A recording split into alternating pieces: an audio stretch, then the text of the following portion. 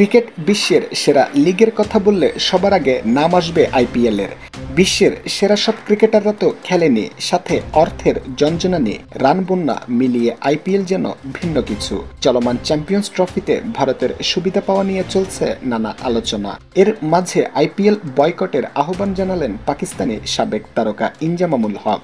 ভারতের কারণে এবারের চ্যাম্পিয়ন্স ট্রফি আয়োজিত হচ্ছে হাইব্রিড মডেলে।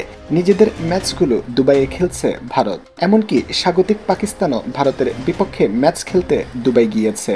আবার সেমিফাইনালের প্রতিপক্ষ না হওয়ায় অস্ট্রেলিয়া, দক্ষিণ আফ্রিকা দুই দলই পাকিস্তান থেকে সংযুক্ত আরব আমিরাতে গিয়েছে। ভারতের এমন সুবিধা পাওয়া নিয়ে ক্ষুব্ধ প্রতিক্রিয়া জানিয়েছেন ইনজামামুল হক।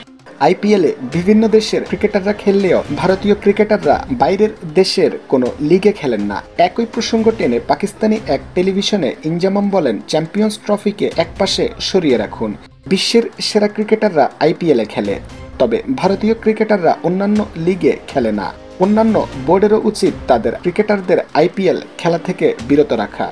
যদি আপনারা বিসিসিআই অন্য লিগ খেলতে ক্রিকেটার না ছাড়েন, তাহলে অন্যান্য বোর্ডেরও পদক্ষেপ নেওয়া উচিত। 2008 সালে যাত্রা শুরু হয়েছিল আইপিএলের।